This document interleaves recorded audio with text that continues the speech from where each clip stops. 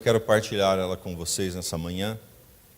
Confiar totalmente no Senhor.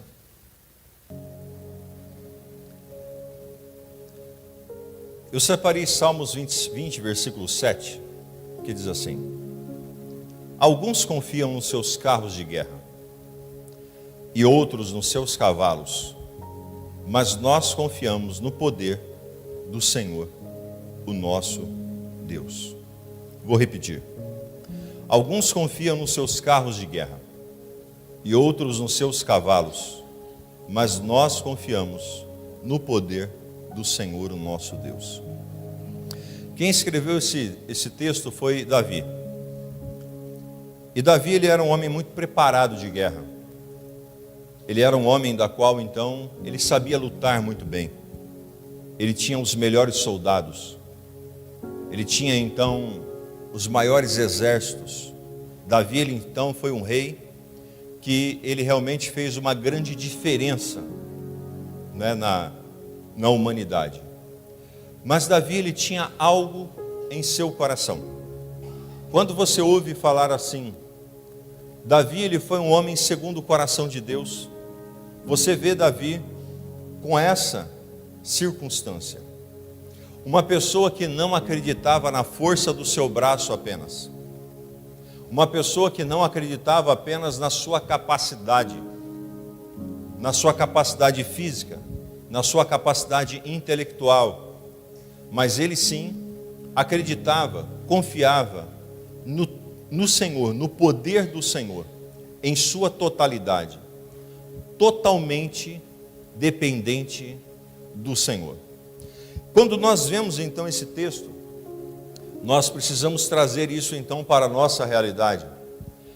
E em nossa vida, a pergunta que eu te faço é a seguinte: você confia totalmente no Senhor? Ou você confia parcialmente no Senhor? Você confia que Deus realmente, Ele tem o poder de fazer todas as coisas?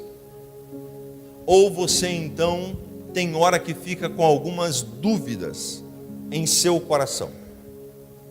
Observemos então que não é na força dos carros de guerra, não é na força dos cavalos então de guerra, não é na força então dos soldados então da guerra, mas é na força do Senhor que nós iremos então vencer. Para a nossa vida, não é, irmãos, através da nossa capacidade, do nosso ser, mas sim do Senhor em mim e em você, que faremos então coisas novas e extraordinárias.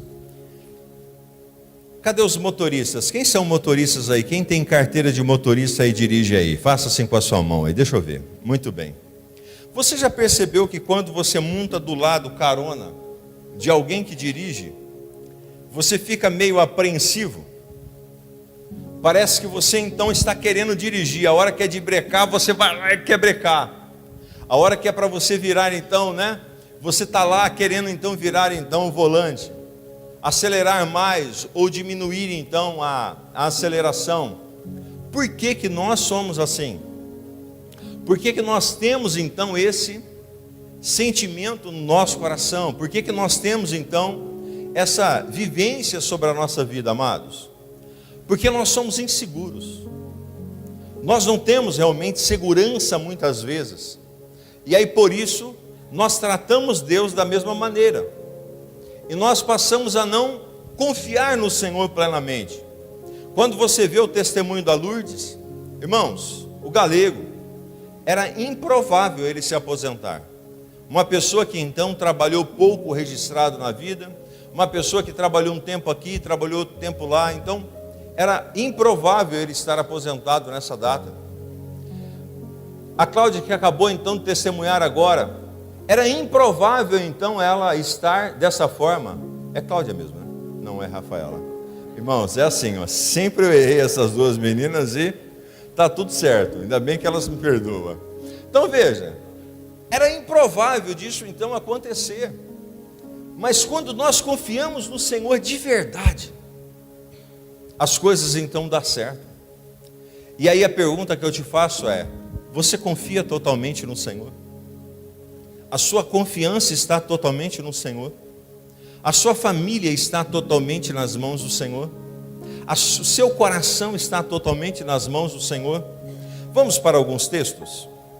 Vou dar um exemplo para você aqui. Primeiro exemplo, Noé.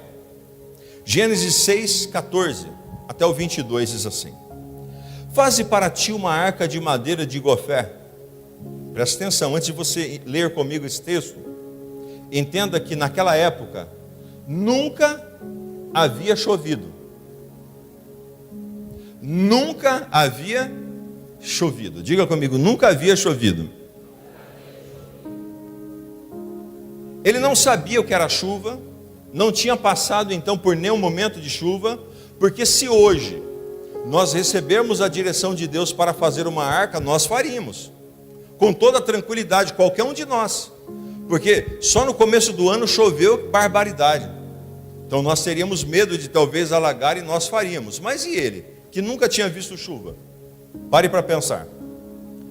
Faze para ti uma arca de madeira de gofé. Farás compartimentos na arca e a betumarás por dentro e por fora com betume. E desta maneira a farás de 300 côvados de comprimento, Deus dando as medidas para Noé. 50 côvados de largura, 30 côvados então de altura. Farás na arca então uma janela de 1 côvado e acabarás em cima.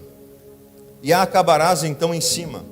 E a porta da arca porás ao seu lado. Far-lhe-ás andares, baixo, segundo e terceiro, porque eis que eu trago um dilúvio de águas sobre a terra, para desfazer toda a carne em que há espírito de vida debaixo dos céus.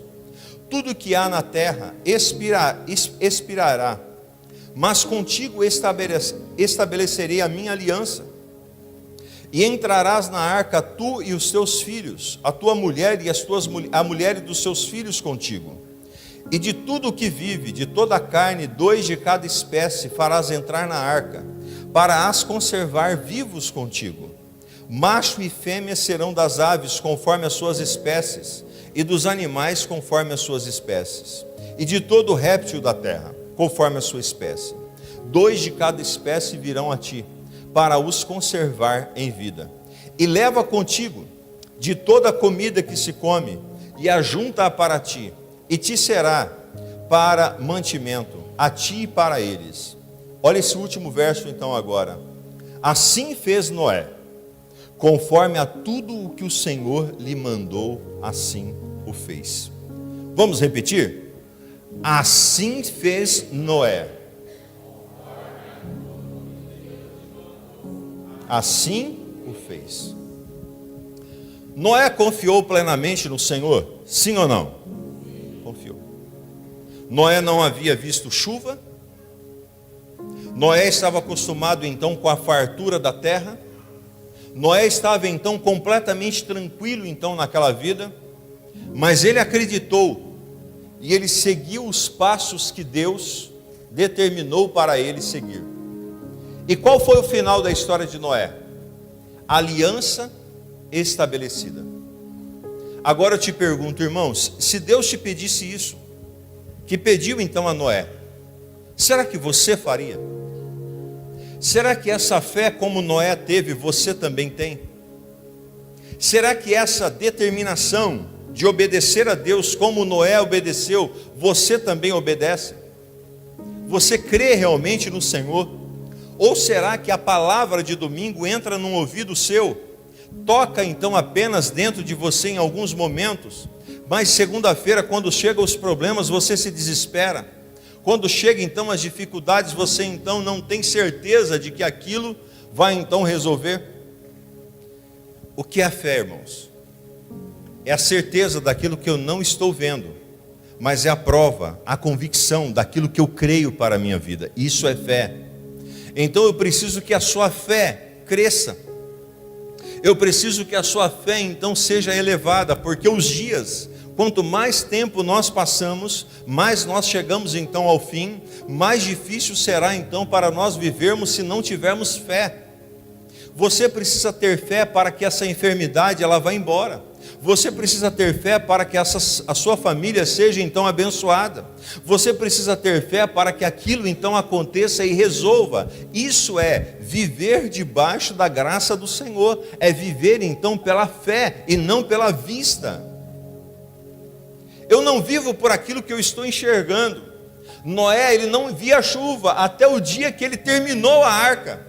Ele não viu chuva, não caiu nem orvalho sobre Noé, sobre aquela terra, mas mesmo assim ele continuou caminhando o caminho, crendo que Deus haveria de fazer aquilo que ele prometeu. Ei, meu irmão, minha irmã, continue crendo nas promessas do Senhor, afaste seu coração das coisas de Deus, continue então caminhando, em fé. Confie plenamente em Deus. Deus prometeu, Ele vai te entregar, aleluia. O que Ele te prometeu vai chegar para a tua vida, vai acontecer na tua história, aleluia. Você crê nisso? De todo o seu coração? Outro exemplo, Abraão, Gênesis 22, 1. Aconteceu depois dessas coisas que provou Deus a Abraão. Diga assim comigo: há provas que chegam em minha vida. Muitas vezes vai chegar situações que é para provar o seu coração. Tem hora que então alguma coisa sai do controle para provar, para ver se você ainda tem paz. Tem vezes que Deus permite uma pessoa se levantar contra você para provar a sua vida realmente com Deus. Porque tem gente, irmãos, tem gente que a fé dela é tão pequena que qualquer coisa tira ela do sério, que faz ela perder a bênção. Já perdi a minha bênção. Você já deve ter ouvido isso. Cheguei num lugar, não gosto daquela, já perdi a minha bênção. Nós precisamos mudar essa cultura. Olha aqui, Abraão não tinha filhos.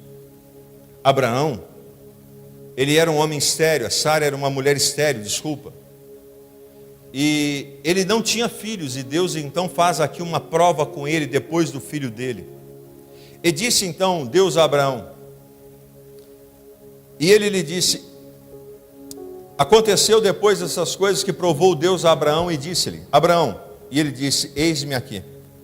Ele disse, toma agora teu filho, seu único filho, Isaque, a quem amas, e vai à terra de Moriá, e oferece-o ali em holocausto sobre uma das montanhas que eu te direi. Então se levantou Abraão pela manhã, de madrugada, abardou o seu jumento, e tomou consigo 2 de seus moços, e Isaque seu filho, cortou a lenha para holocaustos, e levantou-se e foi ao lugar que Deus lhe dissera. Deus fala para Abraão, Abraão, pega seu filho, seu único filho, e sacrifica ele então no altar. Deus estava provando o coração de Abraão. Por quê? Porque Deus, Ele não quer dividir a sua glória com ninguém. Deus não quer dividir a glória dele com ninguém. E ali quando Abraão teve o filho, o coração de Abraão começou a pender bastante para o filho, como muitas vezes acontece dentro da igreja. Deus dá a bênção, Deus dá o trabalho, mas a pessoa começa a pender o coração mais para o trabalho. Deus dá então, dinheiro, e a pessoa começa então a pender mais o coração para o dinheiro, começa a sair mais, passear mais, se esquecer um pouco das coisas do Senhor. De repente Deus dá um filho, a pessoa era estéril, Deus dá um filho, mas o filho então a pessoa começa a olhar muito para o filho, hoje está meio frio, eu não vou levar meu filho hoje não, hoje eu não posso ir para a igreja não. Enfim, ele começa a mudar o coração dele. Abraão, ele viveu isso. E aí Deus falou assim, espera aí Abraão, eu preciso entender se o seu coração realmente me pertence.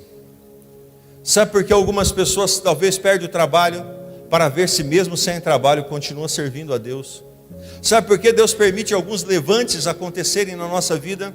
Para ver se continuamos então servindo a Deus mesmo nessas dificuldades. Mesmo então nos momentos de provações, nós continuamos então a servir a Deus. porque a nossa confiança tem que estar no Senhor. Nós não podemos ser pessoas que vivemos então por Deus ou para Deus apenas pelo aquilo que Ele dá para nós, apenas para aquilo que nós então recebemos diante dEle, porque os momentos de dificuldades fazem parte da nossa história. Mas na prova, nós provamos realmente quem nós somos diante do Senhor. Quanto mais apertado nós somos, mais nós produzimos aquilo que tem dentro de nós. Então veja bem, se você está passando por uma prova, se você está passando por uma luta, se você está passando por uma tribulação, siga firme no caminho do Senhor, porque Deus vai te dar o escape. É apenas uma prova, essa prova vai passar, aleluia, em nome de Jesus. A hora que Abraão chegou no lugar, Deus proveu então o cordeiro. Olha para o seu irmão e diga assim: Deus vai prover o cordeiro para a tua vida, meu irmão. Deus está provendo o cordeiro para você, aleluia. Mas aqui está, você obedeceria a Deus como Abraão obedeceu? Você confiaria em Deus como Abraão confiou? Porque de verdade, Abraão não foi para sacrificar o filho. Abraão sabia, porque Abraão foi o pai da fé. Ele sabia que Deus haveria de prover o cordeiro. Ele tinha certeza. Porque quando ele para no monte, ele avista o monte, ele diz assim para os seus servos, e se você ler o texto, você vai então entender o que eu estou te falando. Vocês fiquem aqui, eu e Isaac vamos subir, e depois nós voltaremos. Ou seja, ele tinha certeza que eles iam subir em 2 e iam descer em 2, porque o cordeiro já estava lá preparado para ele sacrificar. É essa fé que você tem que ter, meu irmão. Levanta a sua mão. É essa fé que eu quero que essa igreja tenha, meus irmãos. É essa fé que você vai ser curado aí recebendo a palavra de Deus, que o seu casamento será transformado recebendo a palavra de Deus, que a presença do Espírito vai tomar a sua vida você recebendo a palavra de Deus. Não é uma fé emocional. Não é uma fé que agora eu creio, amanhã eu não creio mais. É uma fé convicta. É uma fé firme de que Deus existe. Ele é bom, Ele pagou o preço pela minha salvação e Ele não vai me deixar desamparado. Aleluia, glória a Deus. Terceiro exemplo e último, os discípulos pescadores. Mateus 4,18. Jesus, andando junto ao mar da Galileia, viu 2 irmãos, Simão chamado Pedro e André, e seus irmãos, aos quais lançavam as redes ao mar, porque eram então pescadores. E disse-lhes: vinde após mim, e eu vos farei pescadores de homens. Então eles, deixando logo as redes, seguiram-no. Andando e adiantando-se dali, viu 2 outros irmãos, Tiago, filho de Zebedeu, e João, seu irmão, num barco com seu pai, Zebedeu, consertando então as redes, e chamou-os, e eles, deixando imediatamente o barco e seu pai, o seguiram. Exemplos de fé. Esses discípulos, eles eram empresários, pessoas então atarefadas, pessoas com tantas coisas a ser feitas. Jesus, ele chega perto deles e disse assim: eu quero fazer de você um pescador de homens. E a Bíblia diz que eles deixam imediatamente tudo o que eles estavam fazendo e vai servir ao Senhor. Essa é a fé que nós temos que ter. Esse é o desejo do nosso coração que precisa ser: obedecer ao Senhor, acreditar no Senhor, confiar totalmente no Senhor. Olhe para mim e preste atenção. Você confia totalmente no Senhor de verdade? Porque confiar totalmente no Senhor é saber que amanhã vai ser melhor do que hoje. É saber que esse mês de agosto será muito, muito, muito melhor do que o mês de julho. É ter essa fé dentro do meu coração, do seu coração. Saber que um dia nós fecharemos os olhos aqui e abriremos então na eternidade. Pastor, mas como viver uma vida confiando totalmente no Senhor? Primeira coisa que você precisa ser, ou saber, saiba quem realmente Deus é. Tem gente que pensa que Deus é alguém bravo, que está sentado num trono, pronto para então lançar um raio na cabeça daqueles que pecaram. Que Deus é um Deus maldoso, um Deus vingativo. Deus, ele não é assim. Diga comigo, Deus é Pai. E o Pai ama seus filhos. Aleluia. Saiba bem quem Deus é. Deus é o seu Pai.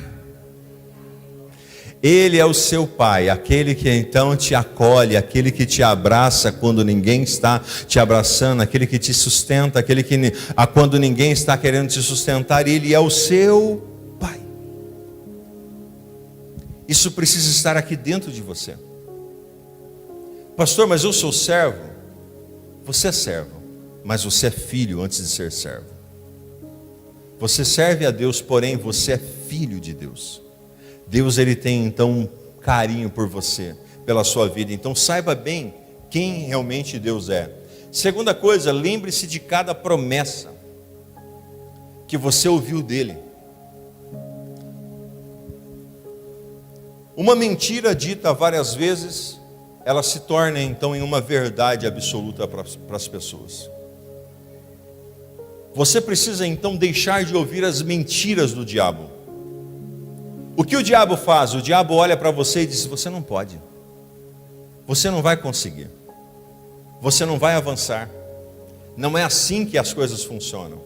Pode acontecer com o irmão que está do teu lado, mas não com você. São mentiras que o diabo fala no seu ouvido. Você precisa deixar essas mentiras do diabo de lado. Você precisa parar de ouvir as mentiras do diabo e começar então a olhar, a entender, a ouvir, a se lembrar das promessas que Deus entregou para a tua vida. As promessas de que eu estou contigo. Onde você pisar, ali eu estarei. A promessa de que 1000 pode cair de um lado, 10.000 do outro lado, mas você não será atingido. A promessa de que Ele sustenta você pela mão direita, porque você é o filho dEle, o filho dEle. Promessas, irmãos, quantos já receberam promessas do Senhor aí para a tua vida? Aleluia. Eu quero te dizer que essas promessas vão se cumprir antes de você fechar os seus olhos, porque essas promessas não são para o tempo vindouro, são para os tempos atuais do Senhor para a tua vida. Ah, pastor, mas essas promessas estão lá na eternidade. Não, na eternidade nós não precisamos de promessa. Na eternidade nós só vamos glorificar ao Senhor. Já acabou nosso tempo, nossa missão. Na eternidade então é só glória. As promessas são para os tempos presentes, e as promessas de Deus irão se cumprir. Eu repito isso para você, meu irmão e minha irmã. As promessas todas que você ouviu durante toda a sua vida, porque Deus não é homem para que minta, nem filho do homem para que se arrependa. Ele é o Deus Todo-Poderoso, é o Yeshua HaMashiach, aquele que há de vir. E essas promessas vão se cumprir. Olhe para o seu irmão e diga assim: creia, as promessas vão se cumprir. Terceira coisa que você precisa saber para viver confiante no Senhor: saiba lidar com a ansiedade e tenha paz. A ansiedade faz a pessoa então sair do propósito. A ansiedade fez então Abraão ter um filho com a escrava. A ansiedade fez então Abraão gerar uma geração que não podia então ter gerado, porque a ansiedade nos faz perder a bênção de Deus. Lide com a ansiedade. Ah, pastor, mas eu quero. Existe um tempo certo para cada uma das coisas, e isso eu e você precisamos saber muito bem. Há um tempo determinado para cada uma das coisas. Esse tempo você precisa saber, você precisa entender isso. Lidar com a ansiedade e ter paz, mesmo nos momentos de grandes tribulações. Tenha paz. Pegue a sua mão direita, coloque no ombro do irmão que está do teu lado, diga assim: tenha paz. Diga assim: receba a paz que excede todo o entendimento. Aleluia, glória a Deus. Irmãos, eu não sei se você está sentindo, mas eu estou sentindo os cultos desses últimos dias tão leve, tão cheio da presença de Deus, que nós não precisamos nem nos esforçar para que a glória de Deus ele caia. E eu vejo pessoas recebendo a bênção de Deus de uma forma tão clara, de uma forma tão simples, porque a fé está sendo então, sabe, fomentada no nosso coração, e nós precisamos compreender que é isso. Confiar totalmente no Senhor. Quarto, desenvolva uma visão progressiva Irmãos, você não precisa enxergar tudo. O que a visão progressiva é? Você precisa compreender, lembre-se do farol de um carro. Você está em uma rodovia, você não vai conseguir avistar mais do que talvez 100 metros, 150 metros, se for alguns lugares mais escuros, talvez 50, 70 metros. Mas à medida que o seu carro vai avançando, você vai enxergando mais. À medida que seu carro vai avançando, você vai enxergando mais. Eu não sei se você entrou comigo aqui nesse texto, nesse momento, mas à medida que você for avançando, você vai conseguir enxergar mais Deus. À medida que você ir avançando, você vai enxergar mais Deus, porque as promessas de Deus são para a sua vida, meu irmão, e você precisa ter essa visão. Ah, pastor, mas eu queria ver lá. Você não vai conseguir ver, irmãos, é só você ir, creia. Eu sempre cito isso, eu vejo algumas pessoas pregarem que o mar se abriu. Não é verdade, a Bíblia não fala sobre isso. O mar foi se abrindo. Moisés não bateu o cajado na água e aquele mar daquele tamanho abriu tudo de uma vez. Não foi verdade. À medida que o passo do sacerdote, do povo, o mar ia se abrindo. Eu creio que eles pisavam na água. E à medida que eles pisavam na água, a água se abria. Eu quero te dizer que a cada passo que você der, Deus vai estar abrindo o seu caminho. Eu quero te dizer que a cada passo que você então der, Deus vai estar abrindo uma estrada nova para a sua história, meu irmão. Os mares não vão ficar na tua frente, porque o Senhor vai assim, ó, soprando em tua vida. É isso que nós temos que ter, essa visão.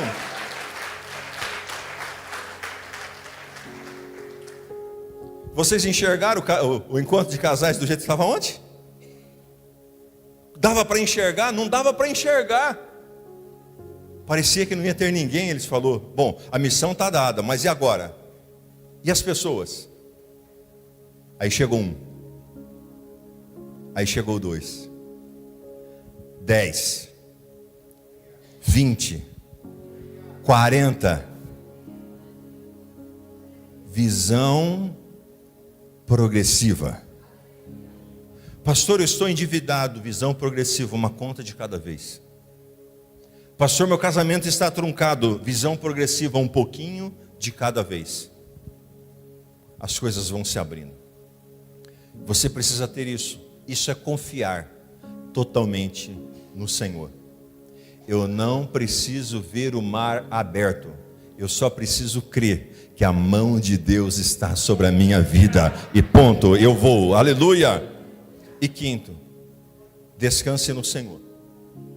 E desfrute do seu favor.